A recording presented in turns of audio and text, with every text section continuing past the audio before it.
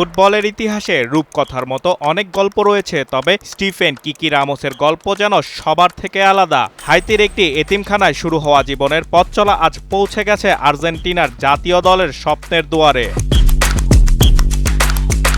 জন্মের পর কঠিন বাস্তবতার মধ্যেই বড় হতে হয় রামোসকে। পরে আর্জেন্টিনার একটি পরিবার তাকে দত্তক নেয়। নতুন দেশ, নতুন ভাষা আর নতুন পরিবেশের সঙ্গে মানিয়ে নিতে গিয়েই ফুটবলই হয়ে ওঠে তার জীবনের সবচেয়ে বড় পরিচয়।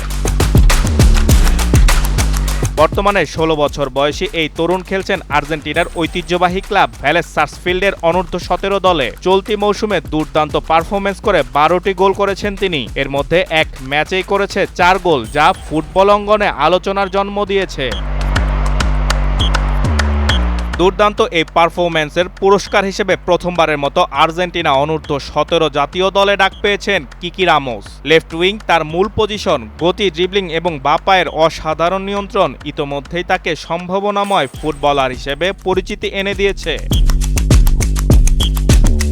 রামোসের স্বপ্ন একদিন ভ্যালেসের মূল দলে নিয়মিত খেলা এবং আর্জেন্টিনার হয়ে বিশ্বকাপে মাঠে নামা। অনেক বিশ্লেষকের বিশ্বাস, উন্নতির এই ধারা ধরে রাখতে পারলে ২০৩০ বিশ্বকাপে আর্জেন্টিনার বড় ভরসা হয়ে উঠতে পারেন এই তরুণ footballer. Rakib Hasan, Times today.